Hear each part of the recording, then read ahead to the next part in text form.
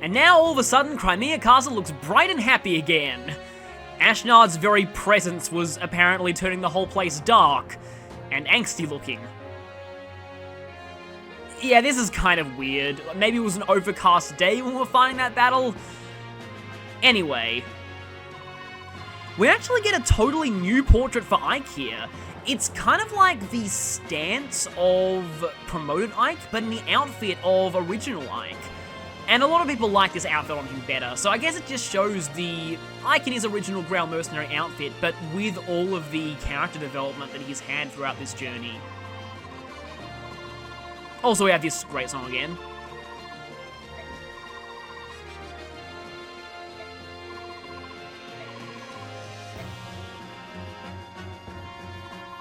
So now I have to explain something. This game does not have character endings. Its ending is much more like Genealogy of the Holy War, where you have separate epilogues for every country, or in this case, the Grail Mercenaries, and every character says a line. Now, even though it doesn't have paired endings, characters who have an ace support with Ike have slightly different dialogue. So Soren's line here is different if he doesn't have an A. This is Soren's ace support with Ike line. So here's Titania's basic line. She has a different line if she has an A support with Ike. Some of the alternate A support dialogue is actually pretty different. Also, Oscar, if he has an A support with Ike, Oscar just replaces "I'm glad it's finally over" with, I think it's something like, I don't know. Unfortunately, Ike and Mist don't have support, so there's no alternate dialogue for her, although really, all of their interactions during the main story are enough. Like, I love Ike and Mist's relationship in this game. I'd normally agree, Boyd, but in this playthrough, you got ridiculously screwed, so no.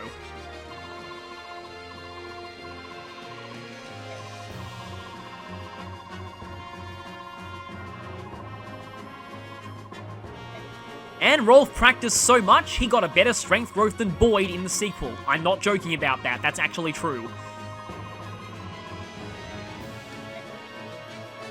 Hey, Gaytree, you served me pretty well this playthrough. Could have appreciated a little bit more speed from the Night Ward, but you were great. You're gonna be even better in Radiant Dawn, though. I am really looking forward to that. And he's pretty much acting as normal. Oh yeah, and Shinnen's epilogue line is pretty typical Shinnen.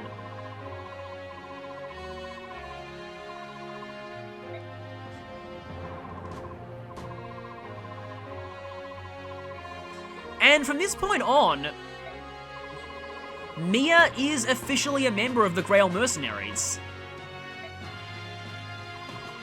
I guess Volt counts too, I mean, he was hired by Ike's father. But now he's under employment with Bastion. We'll be finding out what he's doing, again, at the very end of Radiant Dawn. I do like Volt's line there. If you need my services, you know how to reach me. Now for the Crimeans, which count Khalil and Largo.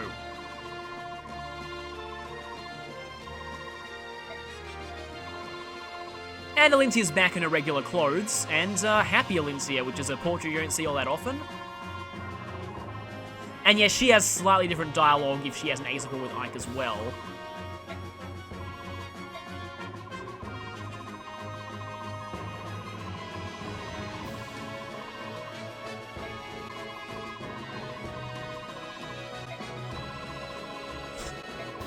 Ike never changes.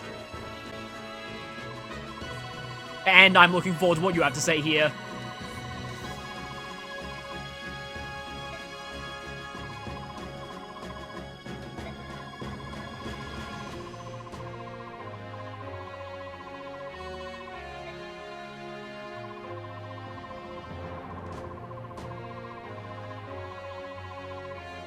Maybe that was why the castle looked all dark then.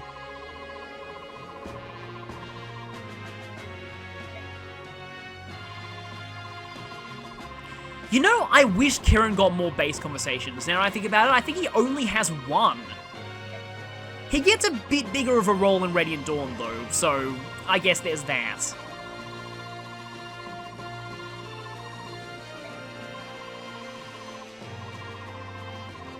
Funny that he's talking about bulls when he's near, the latest incarnation of the bull. That would be Cain, for people who don't know. And Nephany, you were pretty much what I expected. You had a shaky start with your strength growth, but that fixed itself pretty quickly, and you were as great as you usually are, so you did really well. And Khalil was great too. I didn't even need to train her that much, and she was always pretty useful. So yeah, this is actually a lead into Radiant Dawn as well. And if you've got Largo support with Toronio, he mentions that he's planning on naming the shop/tavern Khalil. Yeah, see, Ian.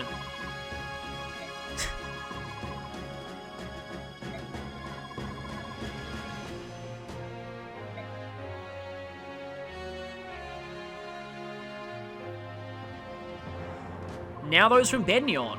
Now, this is really interesting. I will probably be splicing in some bonus dialogue after Tanith has finished speaking, because if Tanith is ever incapacitated, you instead have someone else appear here in her stead, someone very interesting.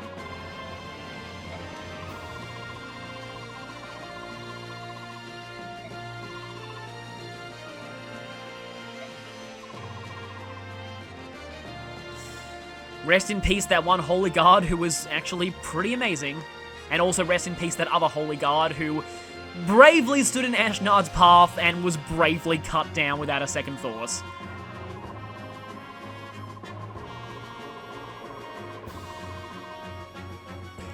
Yeah, you get a little bit more info on this if Tanith was incapacitated. You find out that they were the ones who fought in the rear guard, basically. Like, as Ike is saying now.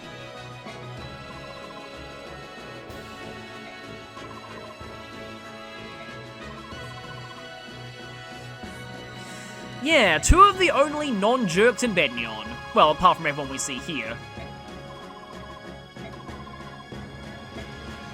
I look forward to seeing you again. Sadly, by the time you come back, you have lost your reinforcement skill.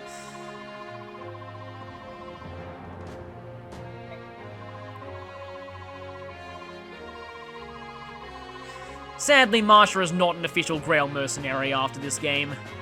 Oh no, it's you.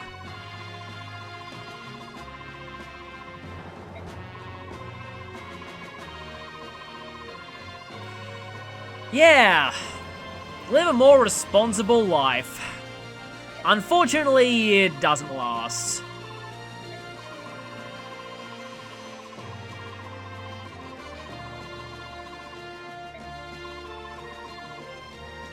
This actually feels kind of weird because Astrid isn't with Baeon by the time Radiant Dawn starts.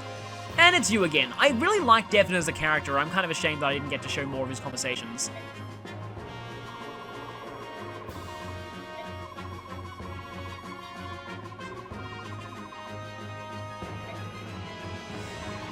Unfortunately, the two of you are not going to be playing a very big role in the second game, and that's a shame.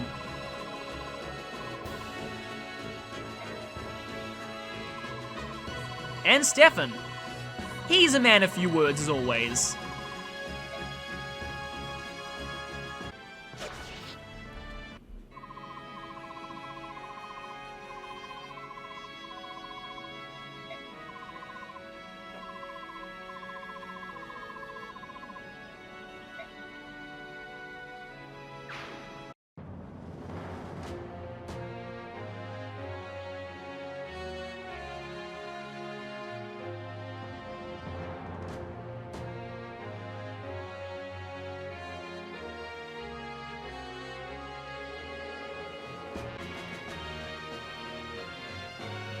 So, this scene changes quite a bit if Tanith was incapacitated earlier. Instead of Tanith, you get Zelgius representing Baeon here. You might have also seen him in the pan over the courtyard earlier, the red armored general.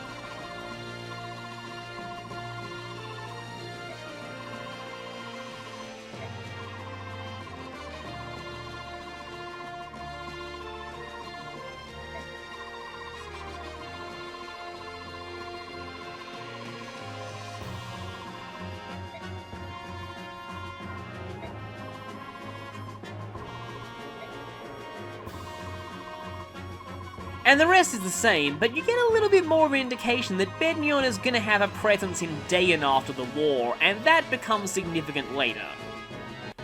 Oh, and I forgot to give my thoughts on how well he did. Stefan did pretty well. He was, again, what I expected. His base stats carried him through most of the game. Now, this dialogue with Ranulf, if Ranulf has an A support with Ike, it's not just one line that changes, almost this entire conversation is significantly different.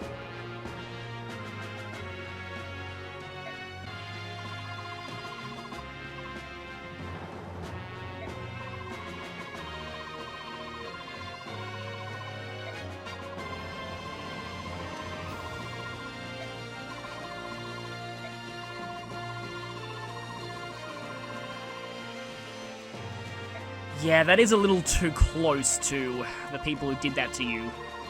I can understand why you'd want to live near someone strong enough to protect you.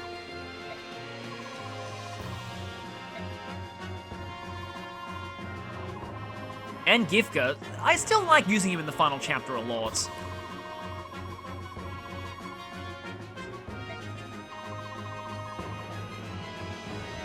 So yeah, instead of, I think Gifka gets less dialogue if Ike has an A support with Ranulf. It's more Ranulf saying these lines. And also Ranulf talks about,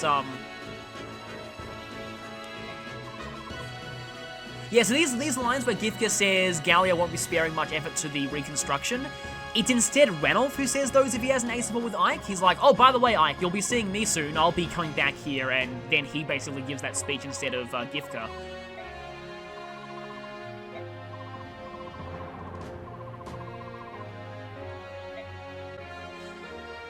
That's a good thing Mist is able to touch that.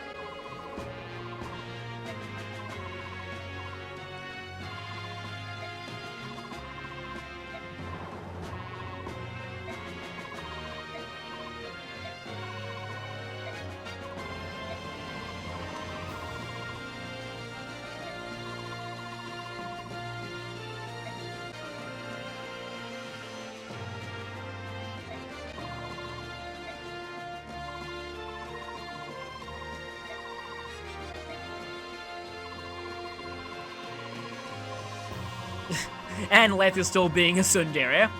So her A support line with Ike here is hilarious. She basically says something like, ah, yes, if that thing that we mentioned happened, that might be nice. Yeah. She goes fully tsundere. But by the way, that's not really romantic at all. It's just, I think they agree to have a duel or something. Anyway. Leth is still pretty great. And now the bird tribes, including the Sala now. He seems to have made his peace with them for now. It's still pretty amazing how Tiban started out this story hating all humans, and now he's become one of our staunchest allies.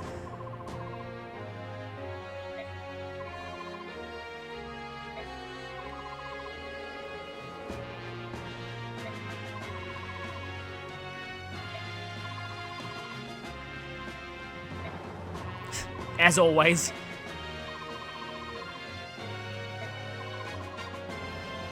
Of course you're saying that. Would be kind of nice to see that place, though.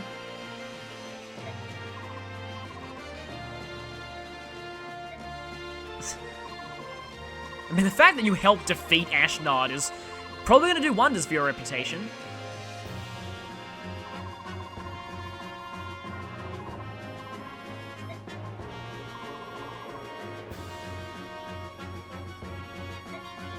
Yeah, you could probably see that from anywhere.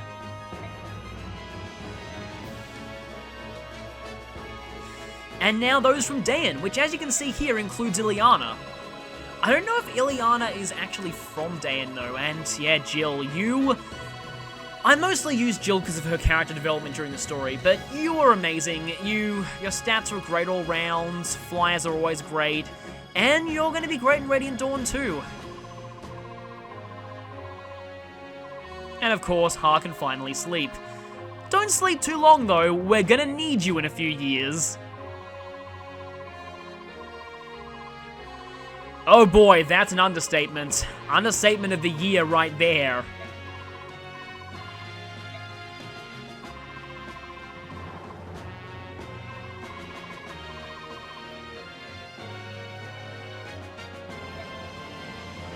I'm sure history will judge you well. Yeah, so I don't think Ileana's actually from Daen, but she's just traveling with the merchants who are going to Daen, which conveniently, well, I'll just say that's very convenient that the merchants are stopping by Daen first for Radiant Dawn. And yep, food again. Yeah, I believe if you don't get Zihak's support, you never find out that he's from Daen. Also, something that I should mention about Zihak is that even though all of the unused supports in this game don't have any data associated with them, like they don't have any dialogue,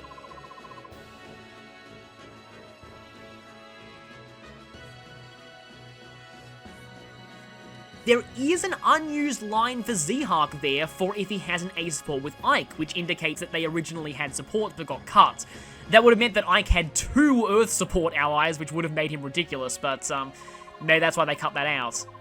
Basically, Zihak talks about something like, I think they agreed to a duel or something.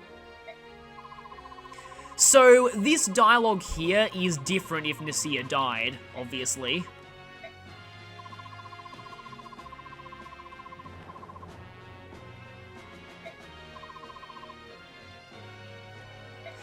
As for how Rajon got into King Daen's hands, we'll find that out later. Let's just say that even though Ashnard himself is dead, his story is not entirely over.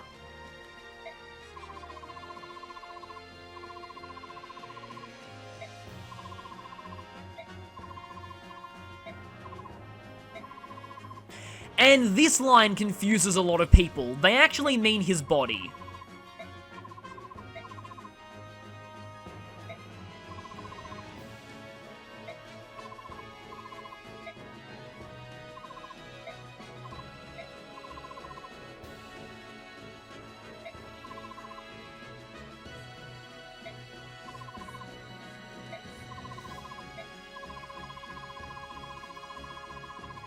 Yeah, remember this? Of course, this entire speech doesn't happen if,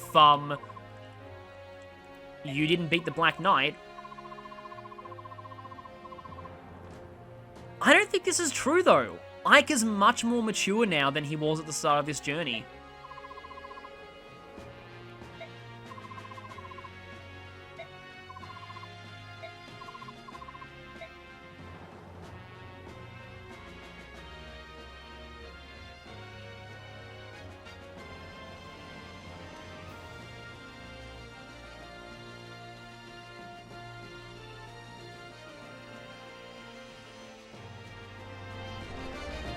And music swells.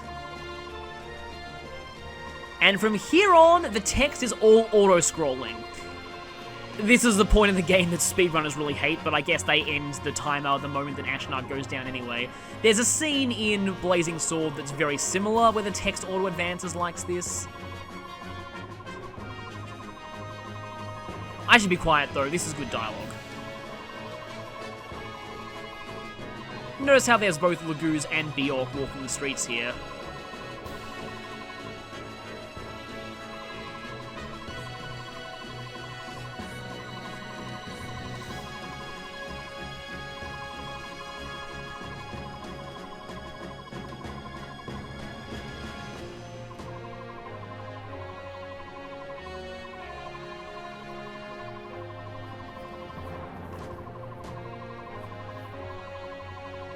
only in Crimea, though. It's gonna take a lot more than that to change how things are in Baeon.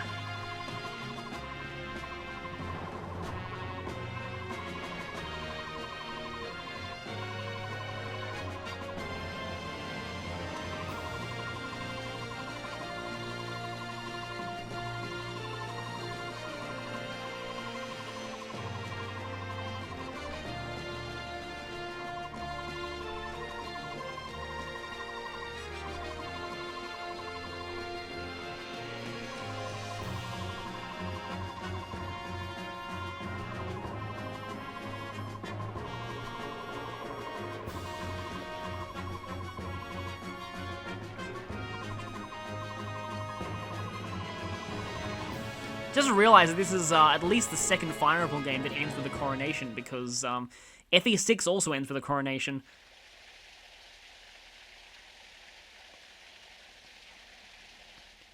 And now I think about it, several Roots of Fates do as well.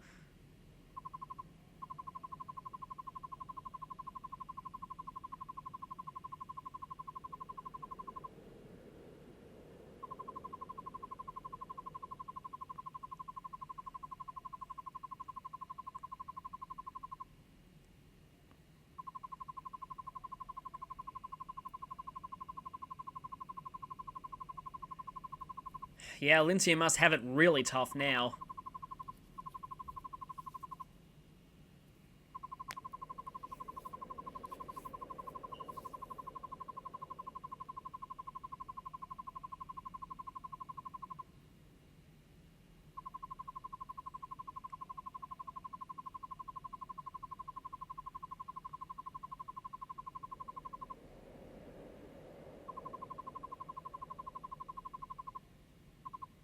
Yes, put the Queen to sleep in the middle of a meeting.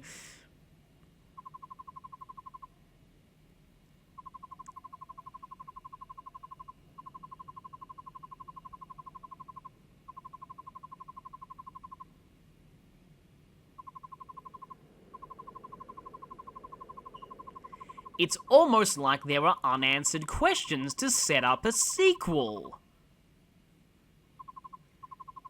This whole scene is pretty much just sequel hook the scene.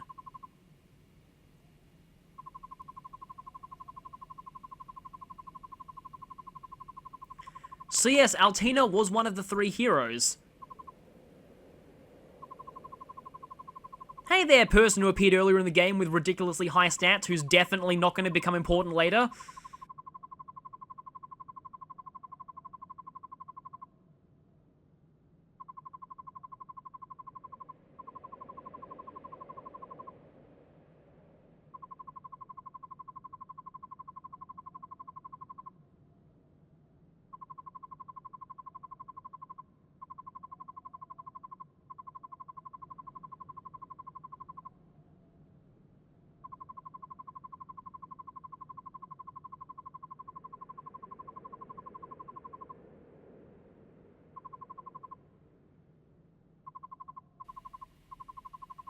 Why do royals in Fire Emblem, heck, RPGs in general, have to have such overly complicated names?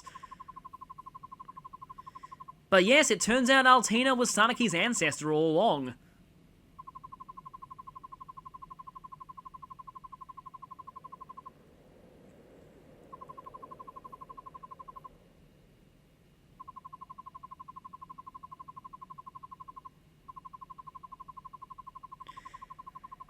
So at least we know who can sing the Galda.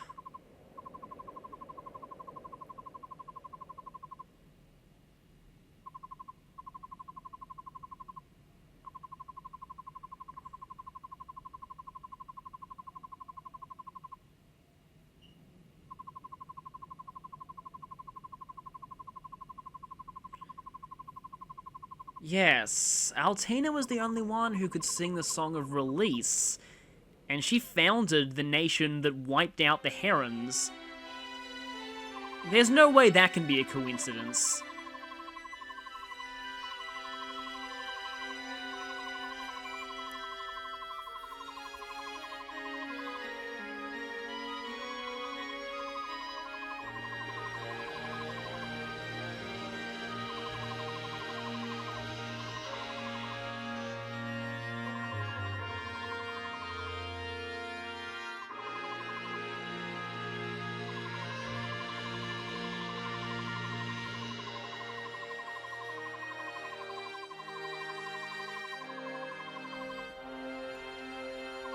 And finally, we have the Fire Emblem theme.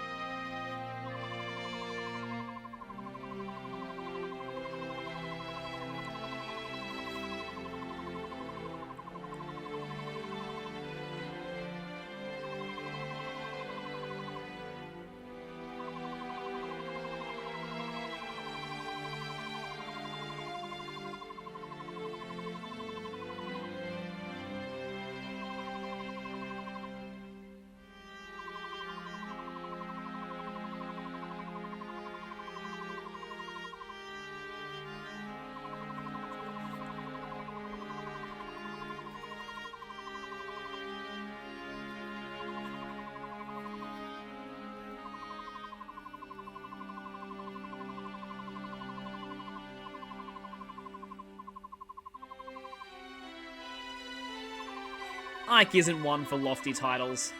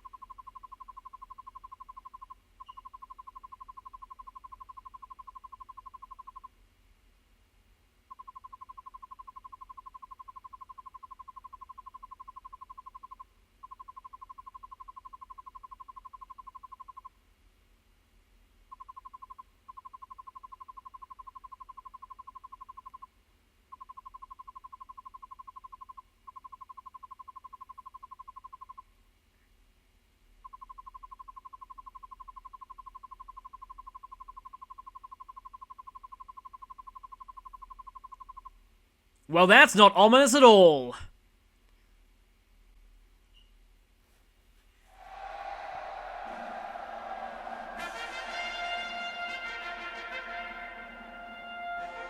What's wrong? Everyone's waiting to see you. I'm nervous. I've spent my whole life in hiding. It's just no one ever taught me how to rule a kingdom. I don't think I'm ready to be their queen. I don't think I'm ever really going to be ready. What's the matter with you? Ike, stop it. How can Did anyone teach you how to hire mercenaries? No, but that's not the same. How to win back lost allies? How to win back your lost kingdom? That's different. No, it's not. You've done such an amazing job, and I think you always will. I see. All right. Come on. We'll do this together.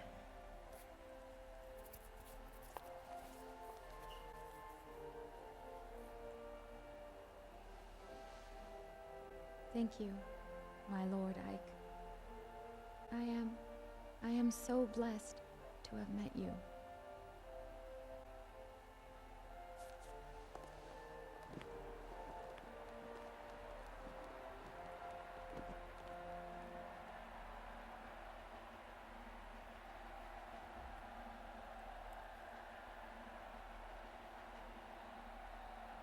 And so it was that in the spring of the year 646, Elincia Rydell Crimea saw peace return to her homeland. In the years to follow, the story of Queen Elincia and her noble hero Ike spread across the land and inspired the songs of many a wandering troubadour. But the troubadour class isn't in this game, is always my reaction to that line. In all seriousness, that is Fire Emblem Path of Radiance. The Radiant hero story is not over though. That's only one half of it. As Sephiroth said, Tellius' problems are only just beginning. Oh, why'd you have to hit me with that now? Every time that name appears in credits, it's always painful. Anyway, Tellius' problems are only beginning. And we'll see just how bad they get in the next game. But for now, Path of Radiance itself, I can sum up this game like this. If it weren't for the fact that this game is very, very expensive and hard to obtain, I would recommend this as anyone's first Fire Emblem game. It's not too difficult, it has really solid gameplay overall, you can really use whatever characters you like for the most part, it's very well written, sure it's a generic plot, but it is one of the best written generic plots in the series in my opinion.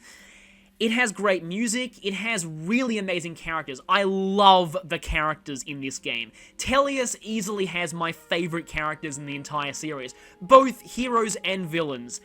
The cast of the Tellius games has always been the most memorable to me. And, like, even the art style, I love the art style. Yeah, sure, the graphics aren't that great, but it was their first attempt at 3D graphics, so you can't really blame them. And sure, the voice acting isn't all that great. You might be wondering if that scene with Ike and Elincia at the end was any different in the Japanese version, and I have a transcript of that in the art book. Glossing over it, it's actually not. Most of it is a direct translation, so, yeah. As for how this project went, I've enjoyed it for the most part. A few people got very RNG screwed, especially Ike, and I will say, that is by far the worst Ike has done against Ashnard in any of my playthroughs, but I suppose that was only fitting given how screwed he got. But I had a good time overall. Like I said, this isn't my favourite Fire Emblem game, but in terms of the writing and atmosphere, I think it's one of the best. I still enjoy this game a lot. I enjoy Radiant Dawn even more, so I'm really looking forward to getting to that game, but this was more than just a stepping stone to that playthrough. Like, a lot of people might think, oh, I only did this just to lead into Radiant Dawn, and that's the game that I'm really wanting to do. And in a way that is true, but I still enjoyed recording this game. And to all those of you who are watching this who haven't played Path of Radiance before, I'm glad that you've got a chance to see this game. Because I think every Fire Emblem fan needs to know the story of this game, because Ike is one of the most iconic characters in the series, thanks to Smash Brothers. And I guess now some of you finally have seen his initial journey. I will admit, his character development in Radiant Dawn is a lot more non-existent. Wow, the tutorial script had a different scriptwriter? That's interesting.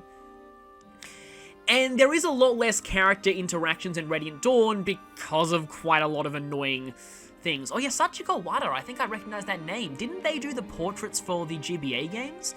I seem to remember reading that someone else did the official art, but the same portrait designer of the GBA games did all the dialogue portraits, and they do look in the same style.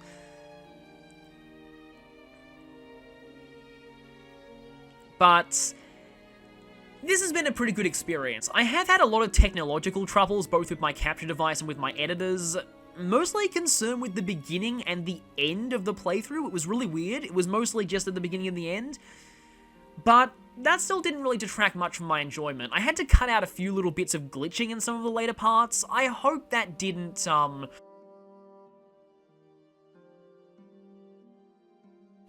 hope that wasn't too noticeable, basically.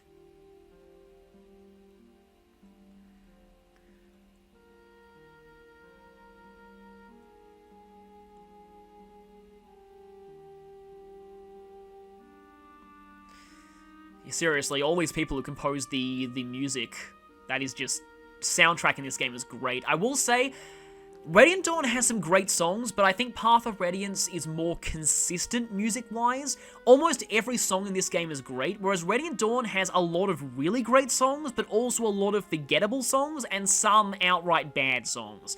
Also, yeah, oh no, the voice actor's being credited. I don't think Jason Adkins is that bad as Ike, but he's certainly still not the best. And, wait a minute. What's this song, Life Returns? We haven't heard that. Well, we'll get to that in a moment. Take it away, Leanne.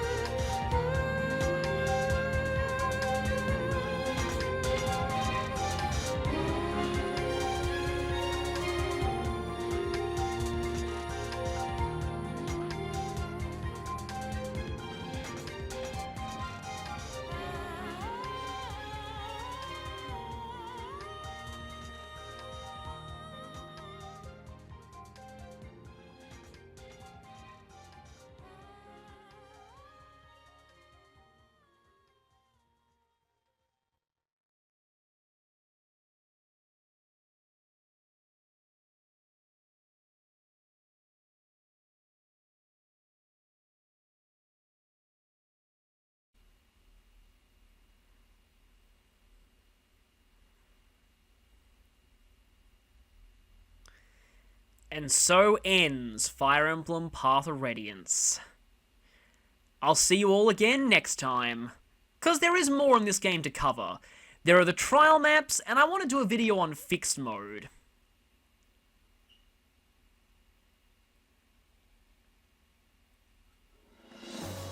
Psych! There's actually more!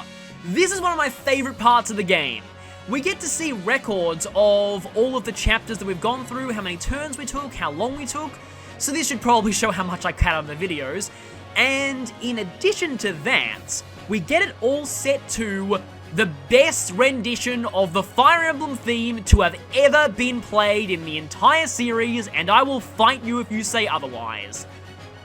Kidding, but this is legitimately my favorite version of the Fire Emblem theme. I'm gonna stop talking over it because this is fantastic.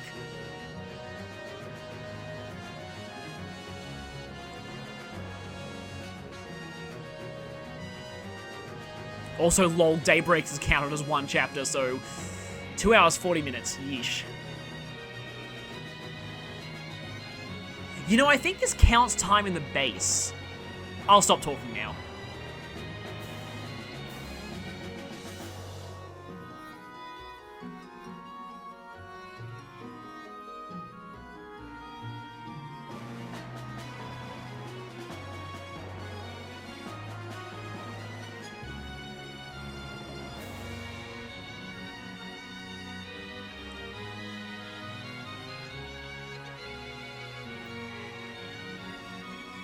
And now unit records.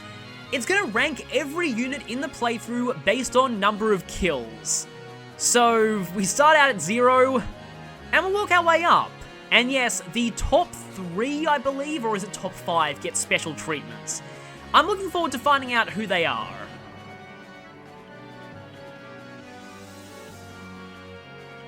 Astrid and Makalov are next to each other. Oh, game, why do you do that? Actually, I'm pretty sure it goes in order of join time. Rayson will always end up with 0. Unless he somehow kills someone with counter. I guess technically he could get a kill that way, but... Oh, Nasala didn't get any kills. Devdin did. Yeah, the Laguz Royals are a lot more useful on easy and normal, because you can use them for the entire final chapter. Hey, Nia got 2. Lucia also 2. Normally Marsha has way more than that. Surprised Ranulph only had 4. Joffrey actually beat him.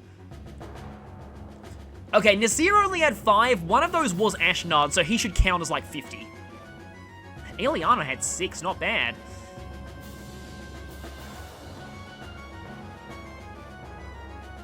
Now, I guess most of Shinn's came from earlier in the game. Boyd had quite a few. Yeah, big jump from Boyd to Oscar here. Now we're down to people who I actually use for a lot of the game. Big jump between Leth and Stefan too. Oh, I guess Gatry just barely didn't get into the top. But let's see, who will my top characters be? Drum roll, please. Number 5, Nephany.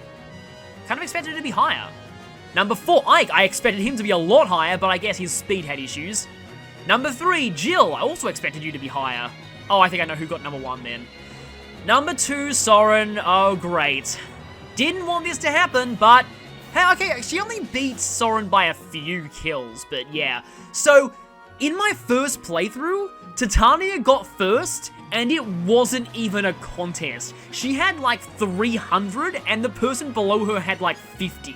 So, I remember when I did this, like, in my first playthrough, when I was going through my top 5, I was like, yay, yay, like, for, like, 4, and then 3, and then 2, and then it came to Titania, and my only reaction was just to literally roll on the floor laughing. I just broke down, because seeing... Yeah, at least this isn't anywhere near as ridiculous of a Titania kill streak as in my first playthrough, I'll just say. Because seriously, it was not even close.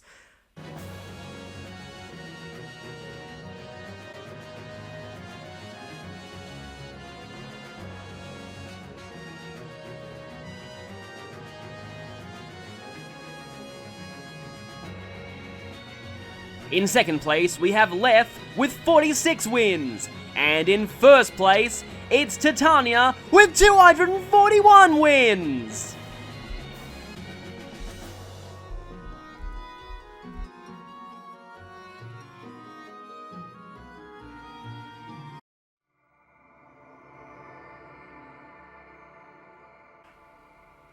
But anyway, next time we'll actually be doing a video covering fixed mode. Although maybe I'll also, I'll do a video on Ashnard's special boss conversations. And I'll do a video on fixed mode, and then we'll be heading out to the trial maps. Here you select an epilogue file and play a set of 6 maps with your endgame team. These 6 maps are a test of strategy and you are ranked on them. I will be going for the best ranks. So look forward to that, and I'll also be talking about some of the other endgame unlockables next time. But for now, this is Big Clingy signing off.